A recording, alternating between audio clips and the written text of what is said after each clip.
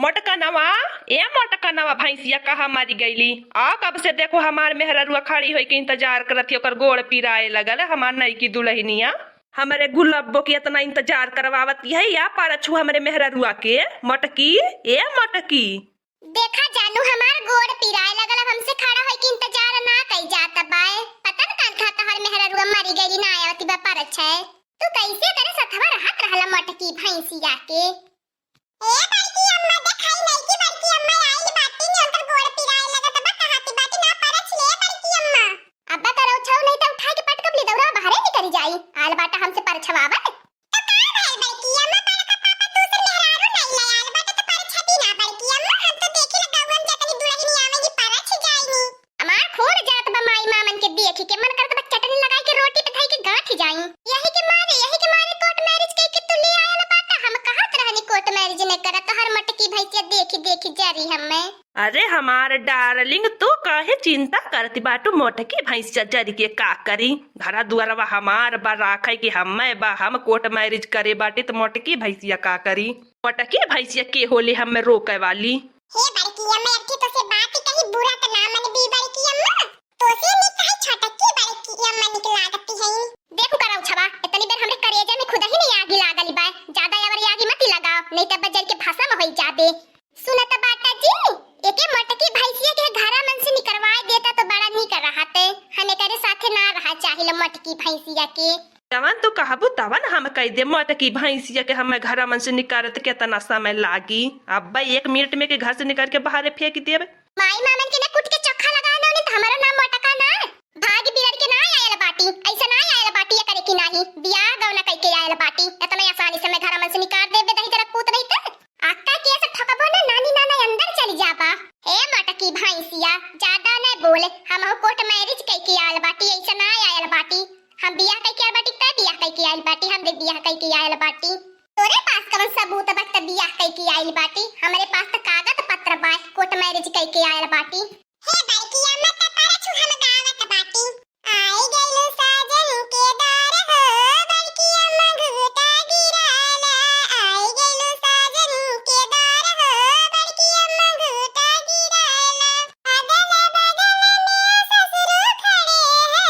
अगल बगल में तोरे ससुर खड़े हैं।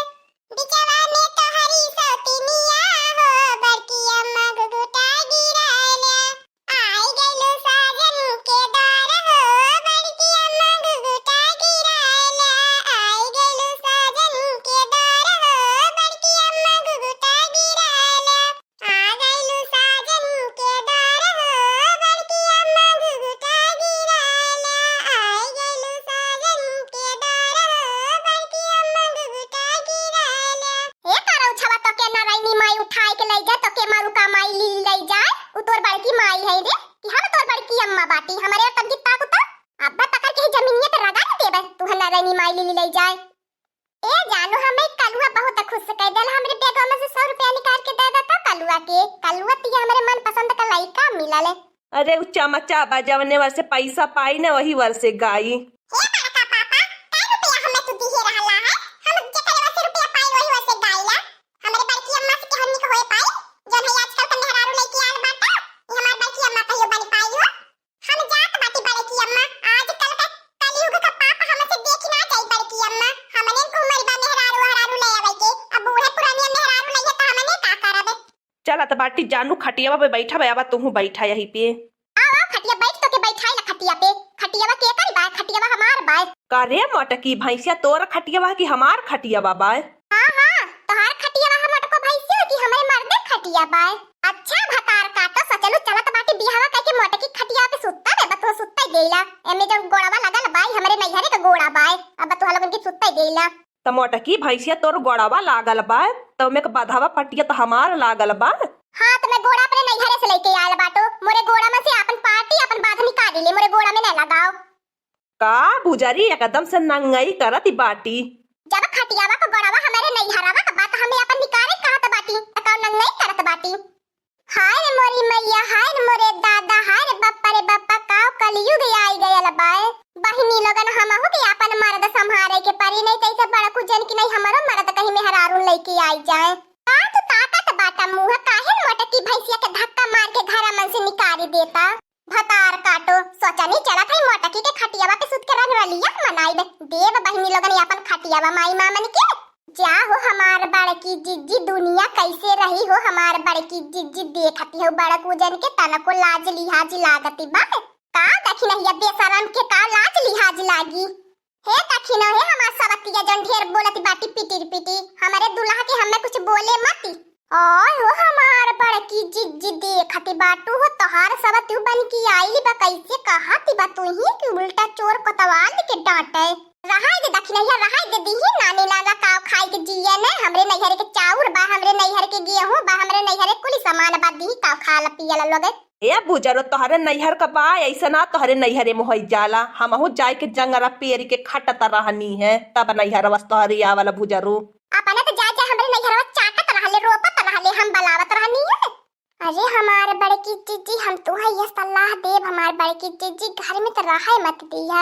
हालत ने दिया घर में जा ललका बहिनी तू है ये ना चाहत रहल दूसरे के आगे का पतारी छीनबे दूसरे के आगे परोसल खाना छोड़बे तू रानी मोरी मेहरारू हऊ का हमार जाने यही खातिर तू लिया कि आयल बाटा देखा मटकी भैंसिया गाय भर के मेहरारू के बला बला हमें का कहवावती बा लाज लागती है रानी मोरी तोहरे हां हो हमार बड़की जिज्जी देखा देखा ऐसा हमने इनके साथे रहत उठत बैठत कब बड़कू जन के सेटलमेंट कई के देखती है आज कोर्ट मैरिज कइले हले करे लाजी ना लागली हे दखिनो देखा ज्यादा बोला मती अबे ने आज हमार नई नई शादी भइल बा आज हम इतना खुश बाटी हमार देखा मूड गरम मत करा कोहो ए ललका बहिनी तोहरो त बियाह भइलाल तोहार मर्दा कुछ ना बोली हमार मर्दा काहे बोली हमार मर्दा कुछ ना बोलते हे मटकी भैंसिया ज्यादा हमरे मैडम जी के मत बोलू अब देखो हमरे गुस्सा लागती है मटकी भैंसिया हमार मैडम जी कब से खड़ी बाटिन घर में जाए दे दुआरिया छेक के मत खड़ा रहो देखी ना तो हमारे जिये तो भर कैसे तो घर में घुसी जाइले हमारे जिये तो भर तो घुसी ना पइबे घर में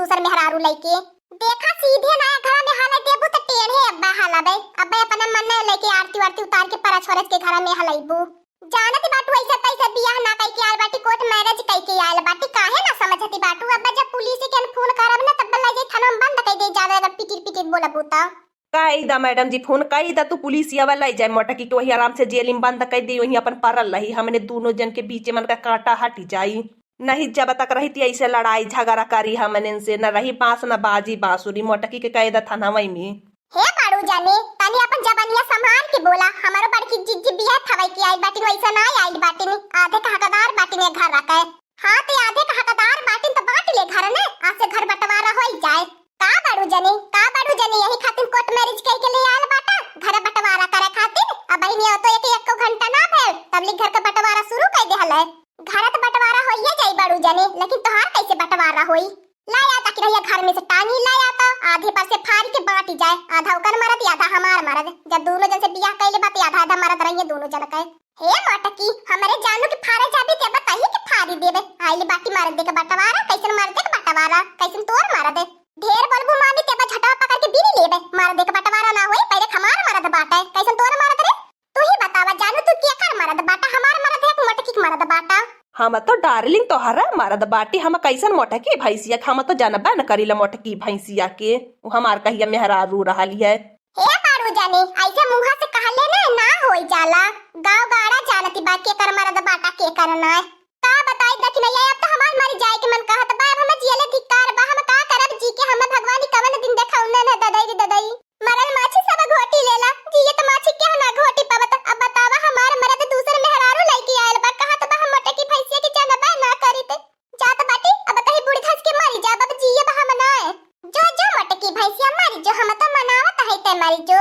कितनी जल्दी तो मरी जो कितनी जल्दी तो से छुट्टी मिल जाए बड़की जीजी अपन मन ना छोट ना करा हमार बड़की जीजी जब बड़कू जने तोहार मुंह न निहर न त काहे तुम मरा धसै जाबू मारे बूढ़े धसै कवन जरूरती बा यही जी के देखावा शान से रही के हे तखिनो हमरे घर के बीच के मैटर में ना तू ना पड़ा हाँ हमार मैडम जी सही कहथिन जो देखी नहीं अपने घरे आइल बाटी बड़ा सहानुभूति देखावे अपने बड़की जिज्जी के ऊपर अब वके ना तखी नहीं हन है बड़की जिज्जी कह के बलाओ हाई देख बड़की जिज्जी बाटी जब हम तोर बड़कू जाने बाटी तो हाई बड़की जिज्जी तोर यहाँ बाटी नहीं वो काज निकान कौन बा मटकी भैंसिया हे बाड़ू जाने अपने औकात में रहा हमार बड़की जिज्जी है अइहा हमार बड़की जिज्जी रही है होके हम का जानी वो कान कवन मेहरारू बाय अगेला भगेला हमार बड़की जिज्जी हो जाइए वो तोहर मेहरारू होई आगे लवा भागे लवा। हमार बड़की जिज्जी है यह हमार बड़की जिज्जी रही है। बड़की जिज्जी हम तुम्हारे साथ ही है, तू चिंता मत करा। एक घर के दादा एक घर तू ले लिया।